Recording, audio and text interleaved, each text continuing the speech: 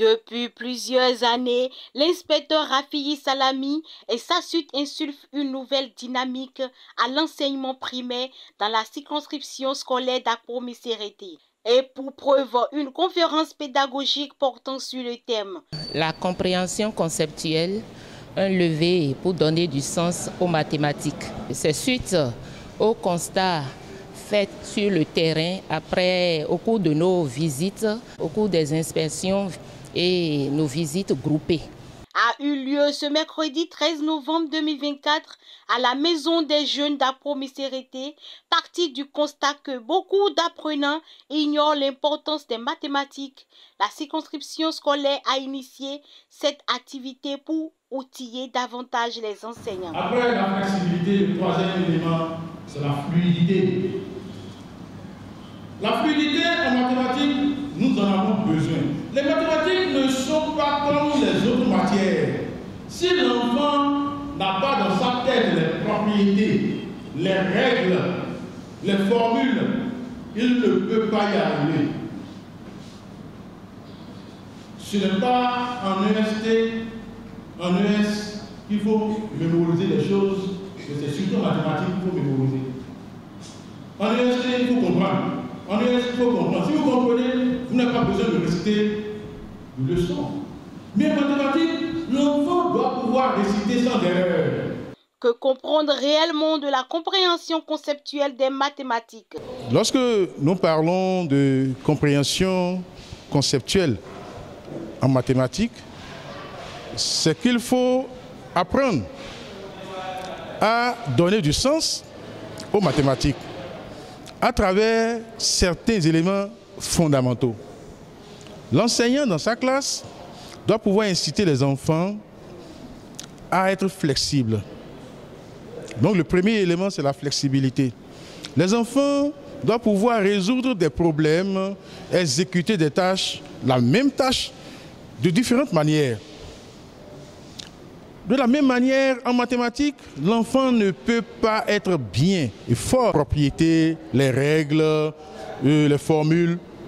S'il ne le fait pas, il ne pourra pas. Il y a les faits numériques, les faits mathématiques que l'enfant doit pouvoir mémoriser. Et c'est cela qui fera de lui de bons mathématiciens lorsque cet enfant sera en face des situations, problèmes qui vont se présenter à lui. La causerie mathématique, c'est l'occasion pour ces enfants d'échanger avec leur père pour faire montre de leur flexibilité, de leur fluidité. Et nous avons évoqué aussi l'interrelation entre la fluidité, la flexibilité. L'enfant doit pouvoir combiner ces différents éléments pour bien agir en mathématiques. Un accent particulier est alors mis sur la résolution du problème qui permet de construire les savoirs et qui permet aussi de savoir résoudre des problèmes à partir de la résolution des problèmes. Suite à l'intervention du conférencier, un moment de débat a permis aux enseignants participants de poser des questions et de faire des doléances. À l'issue de cette conférence, quelques enseignants s'expriment. Je dois avouer d'abord que c'est une première dans notre circonscription et je dis un sincère merci au CCS et M. Rafi Salami pour l'initiative. Et je dois aussi dire que la première conférence à laquelle nous venons d'assister a été une réussite. Et le thème est aussi d'actualité et bon. Et ça a permis à tous les enseignants, j'ose le croire, qui ont participé à cette conférence, d'acquérir des notions qui n'étaient pas données à tout le monde. Ça a permis de dissiper certains flous au niveau des collègues et à travers les questions qu'ils ont posées, nous avons senti cela. Et c'est vrai que nous en aurons d'autres encore, et selon le RAP, et vivement que les autres soient aussi bien organisés comme celle-ci et même et plus organisée que celle-ci.